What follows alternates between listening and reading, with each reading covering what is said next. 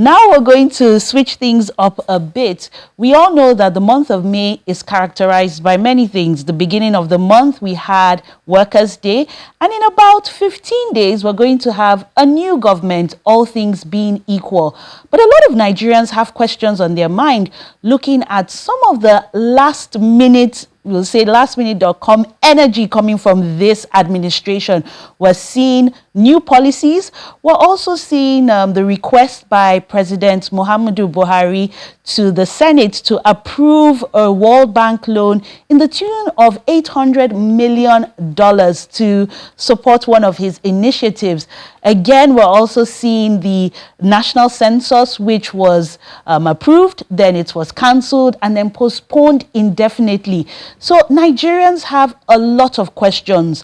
What is the impact of all this policy vacillation, and what impact will the borrowing, the multiple debt profile have on the citizens of Nigeria, and the implications for the incoming administration? A lot to think about. And why now? Nigerians are asking. You've had 8 years. Why are we seeing so much energy in the last 15 days? To join me in this conversation, I'm joined by Ebenezer Wikina, and he's a policy expert. Welcome, Ebenezer, to Rubbing Minds. Now, Thank you for having me.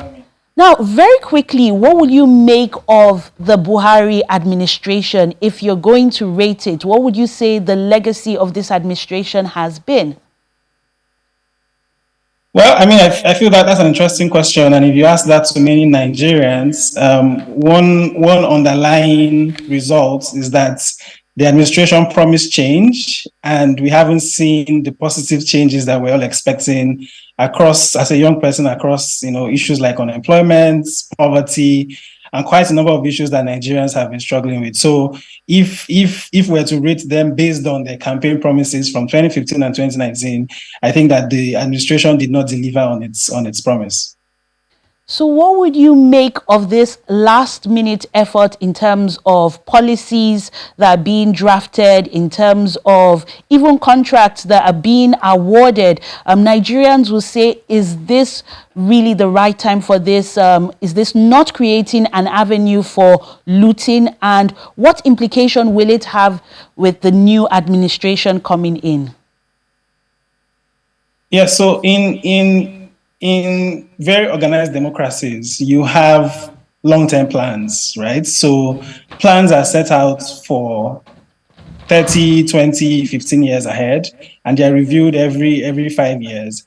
So whatever the administration that's coming in to do has in mind, all they do is to align their thoughts to the long-term plan. So everything is supposed to be planned.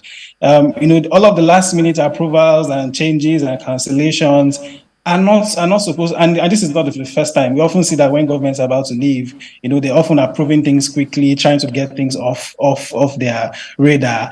And I think it doesn't create a situation for growth. There's no chance for economic growth, sustainable growth, because what are the chances that if the new administration comes in, they wouldn't just go back on everything that the previous government had put in, especially these last minute things, right? So I think that there's for those of us who work in the policy space, we know that there's something called the policy development process, which begins from, having conversations, going through the policy process, having input from citizenry, ensuring that civil society is carried along, ensuring that, even when the discussion goes to the National Assembly, there's an ongoing conversation, right? Such that when it gets to the point where something is approved, everyone feels like they are part of it.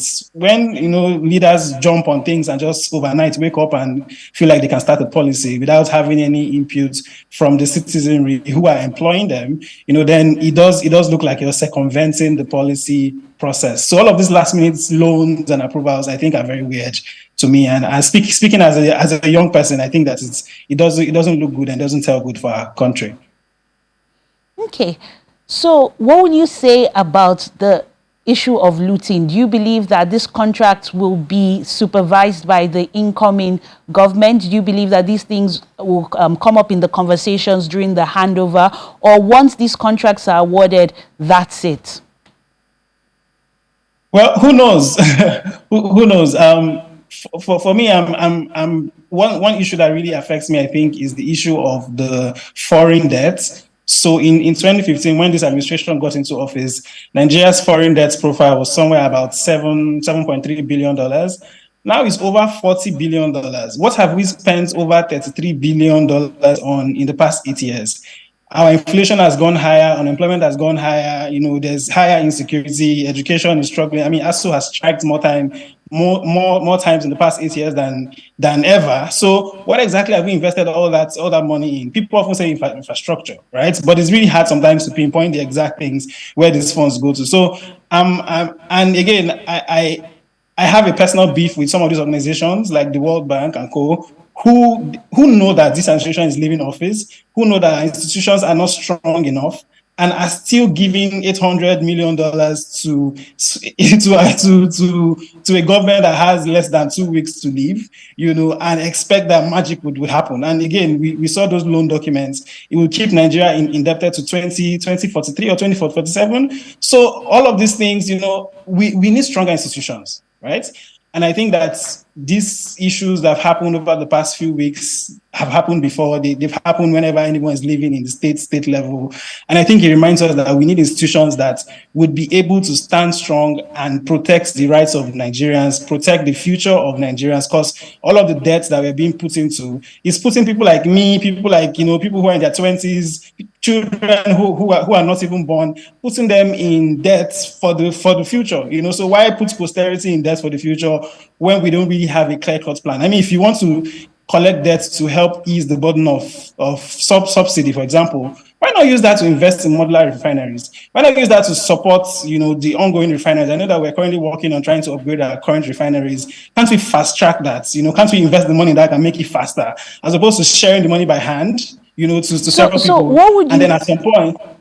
Sorry, I would like to know what the impact is. You said, this is going to impact the 20-year-olds, people who are unborn. How long do you think it's going to take Nigeria to recover? And what impact does it have on the daily lives of the Nigerian citizens? Because some would argue that when you get these loans, they are supposed to help those who are at a disadvantage. They're supposed to help, those who are in need. And like you said, the subsidy removal is going to impact a lot of the citizens. So what is the impact of this multiple debt profile on the average Nigerian citizen, and how long will it take for us to recover? Yes, I mean, the major impact is that all of the money that our country makes would not be used for us. We would pretty much spend all of the money that the country is making on paying back years and years and years of debts, right? So if we're supposed to build a new road, all of the revenue that Nigeria generates from oil and all of our various products would then be used to service all of these loans, because again, some of these loans also have interest, right? So you then have to pay for the loan and pay as well for the interest. If you talk about giving the money to, so one of the questions I've had over a while, and I had this question during COVID, was that, so Nigeria has a social register, right? And that social register pretty much documents who in quotes, the poor people in Nigeria are. And, I've questioned the register a couple of times, because how were we able, we know that as a country, we do have a huge data challenge. How were we able to ascertain the people who are poor, and how did we go around disbursing the funds during COVID? Because we know that monies were given out during COVID. But if you do ask the ordinary Nigerian, at least I'm from River State, if I walk across River State now, across the streets and ask ordinary Nigerians, I'm sure I wouldn't even see up to one person out of 100,000 who would say they received any kinds of funds during that period. So when there's low integrity, when it's hard to show stewardship in the disposal of these kinds of funds, people wouldn't even trust. So, I mean, how do you track how many people you're going to share the $800 million to, and within which period? What parameters did you use to ascertain these people? Is it that they don't have jobs? Is it that they're living in certain regions? So I think all of these questions are left unanswered, and I think the Ministry of Humanitarian Affairs and Social Development, I think, needs to be able to look at this closely and various administrations need to look at that. I think that the So incoming government, stronger if anything that they have in mind, institutions, so stronger institutions, a need for transparency and openness. Now let's take this to the state level. You've said that this is not what we're expecting in the last, say, 15 days of an administration. So not just at federal level, several states will be receiving new governors, a new administration. What should they be doing in these last 2 weeks? first, I think that the handover process is usually a very busy process. As part of the work that I do at the NESG is currently working with various ministries, working, of course, with transition councils to see how to put together handover documents, right? So the handover process is very key. So taking time to take account of all that you've done, this is not the time to rush to do anything because you had 8 years, right? So sit down, write down your handover notes, all of the various things that have been done, the areas that there are gaps, and the various, the challenges that you had, with recommendations for how you think the new government should be able to address that. If there are pending payments and contracts and, things that have been done within that period, it's best to pay them off, right? So try to fast track those kind of payments within that period, as opposed to dumping the new payments on the new administration that's going to come up. Also ensuring that if there are anything that you need to do, like going around to meet certain people, thanking people for their support and time, engaging different stakeholders as well. That's something that outgoing administrations often do, as opposed to trying to start new things that often will not take off from the ground. Yeah. Okay, I'll give an example here. Deputy President of the Nigerian Senate, Ovie Omo Agege, lauded the president for giving his approval for the establishment of Federal University of Medical and Health Sciences, Kwale, Delta State. And he hopes that the new incoming administration will be able to build on this and ensure that there's a proper takeoff. Now, what are your thoughts on such ambitions and such last minute approvals for something that's going to impact the entire country? Because this is a federal institution, and how can the citizens hold government accountable and say, okay, we're expecting this university? We've seen the effect of JAPA, especially on the medical profession. How can we ensure that these things are seen through and they're sustainable? I always like to say what I said first. As part of my work over the past few years, I've been able to work with a couple of state governments through my previous role at Pinch Foundation, to support states to set up, long-term plans. Every country, every organization, every individual even that wants to be successful, they always say you need to have a plan. And those plans do not need to be limited to the 4-year, 8-year, tenures that's political office holders. There needs to be a long thing where each person can just come in and fit in whatever plan they have into that framework. So if we say Lagos State or Rivers State, for example, would have 10 million extra people based on migration, based on child birth rates. If we have that in 10 years, what are the schools we need to build? Where would they live? How many houses do we need to think about? How do we need to think about urban housing, urban planning? We need to think about schools and markets and stuff like that. So I think if we had that sort of plan, even if you approve something at the last minute, it wouldn't make much difference, because it means that the next guy who's going to come in will just fit into that long-term plan. Serious countries in the Middle East, I like to use the Middle East a lot, right? Nigeria had a 13-year head start on the Middle East in independence, in finding oil, but the Middle East had gone eons and years ahead of us because they had a plan. And they've been able to go through that plan systematically for every sector, and they're developing. It's not rocket science. So we've been doing things based on 1-point agenda, 2-point agenda. Some guy comes in and says, I have a point agenda. I want to focus on flyovers, for example, or I want to focus on schools. I want to focus on roads. But if you don't have a holistic plan, you would continue to have this situation where people are just doing things haphazardly, last minute, last day, first day, without going through a systematic. It needs to be structured, right?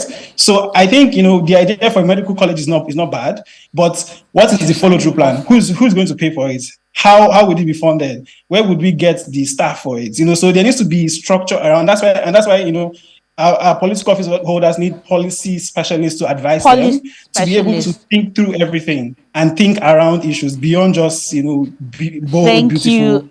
Yes. Ebenezer Yes. Wikina. I definitely believe that this Thank you. new administration has their work cut out in terms of the policy direction that it's going to take to ensure that there's even development across Nigeria. Thank you again, Ebenezer Wikina, founder of Shapers, a policy expert, for your contributions on Rubbing Minds.